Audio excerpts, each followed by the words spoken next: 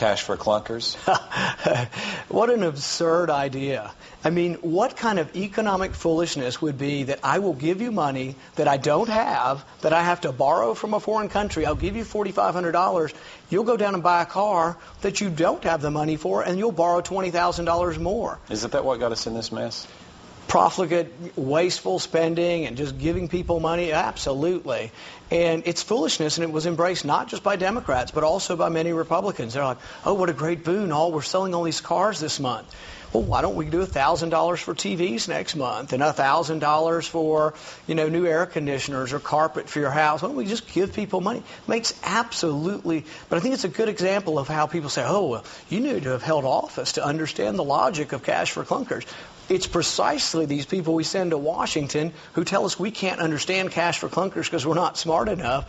But everybody I talk to my office, Republican or Democrat, they live in a reasonable house, they pay their mortgage, they've been in it 20 or 30 years, and they don't understand the foolishness of the government sending you a check and telling you go to the mall and everything will be okay. Stimulus package.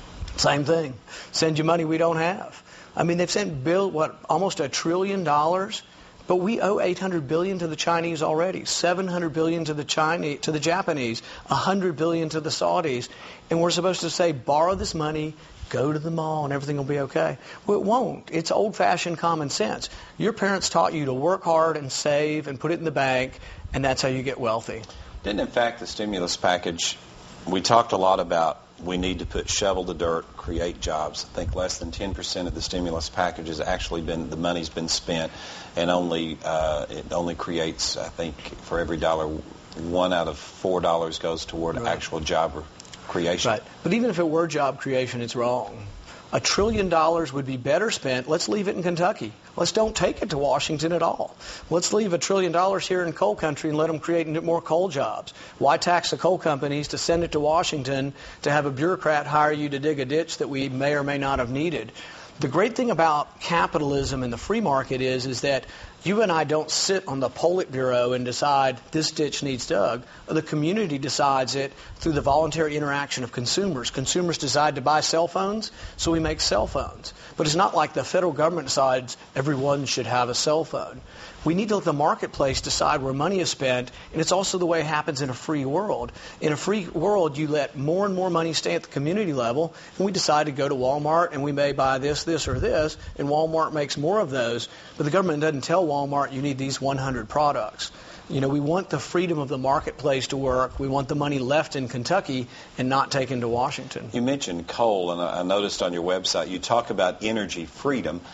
What role would coal play, if any, in your overall energy plan for America? Well, I think huge. I think people out here would find that I'd be a great friend to coal, not because I come to Eastern Kentucky to pander to coal, but because I believe business should be left alone from government. I think the permit process needs to be made easier from the federal level and the state level.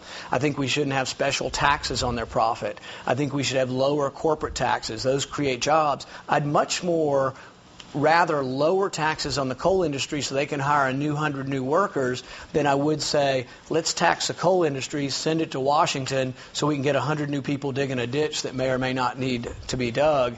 So yeah, I'm greatly in favor of that. I think coal's a big part of our future because we have a lot of it still in the United States.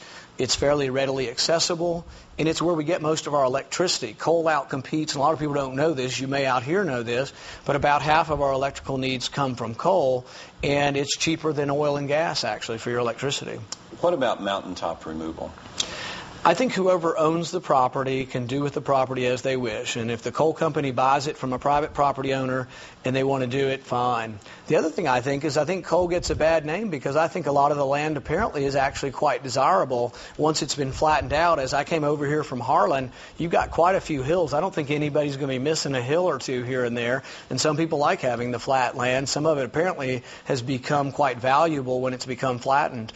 And I think they do a good job at reclaiming the land and adding back in topsoil, bringing in elk.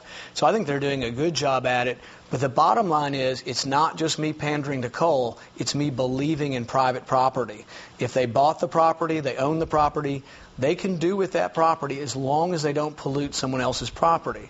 And I don't think they want to. If they dump something in the river that goes to the next property, your local judges here will stop them. But I don't think they're doing that. I think what they're doing is what they can do with property they own, and doesn't appear to me to be something the federal government should be getting involved with. Cap and trade legislation, some have estimated that it could add somewhere between $2,000 to $3,000 a year on our nation's families, maybe more here in Kentucky. Right. Where do you stand on that legislation? Absolutely opposed to cap and trade, absolutely opposed to any carbon tax. And I think that it's important because it's a distinction between someone like me, who I think can give you a straight answer, and a lot of these career politicians. You know, I debated Jack Conway out in Louisville a couple of months ago, and he kind of said, well, I'm kind of a little bit for it, I'm kind of a little bit against it, I'm not sure where I stand on cap and trade, but I sure want to be part of the negotiated settlement when it comes about. That's what you get from career politicians. They're afraid to take a stand. They don't know what their beliefs are, but they want to be part of the negotiated compromise in the end.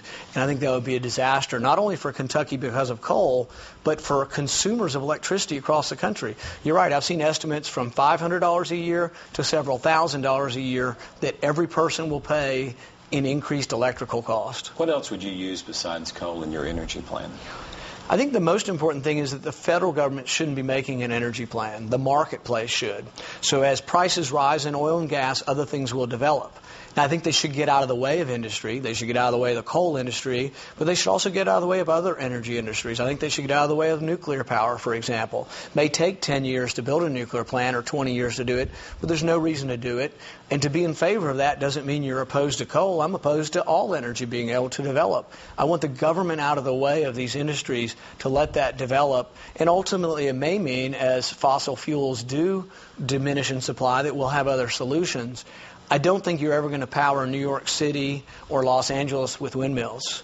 You know, I think you can have some of that as supplement, wind and solar, but they're never going to power cities. Whereas coal does power cities, fossil fuels do, oil and gas, and water does in some segments of the country. And I think nuclear already does some, but I think could do even more. Here's a question that came to us on Facebook. This is from Troy Body, formerly from here in Eastern Kentucky. He says, what are your plans to expand economic development here in Eastern Kentucky? Obviously, jobs a premium, the need for jobs. I think the way jobs are created is by getting government out of the way. When government takes a third of the overall income, you've got to lower the taxes. So get rid of corporate taxes. Get rid of capital gains taxes. You want people to be millionaires. You want people to be multimillionaires.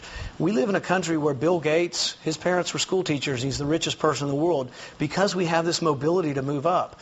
But how you get people more jobs and give that mobility, education is one way, hard work is another way, but let's get the government out of the system. Let's get the government off the backs of business. Let's reduce regulations, let's reduce taxation, and let's let the jobs be created.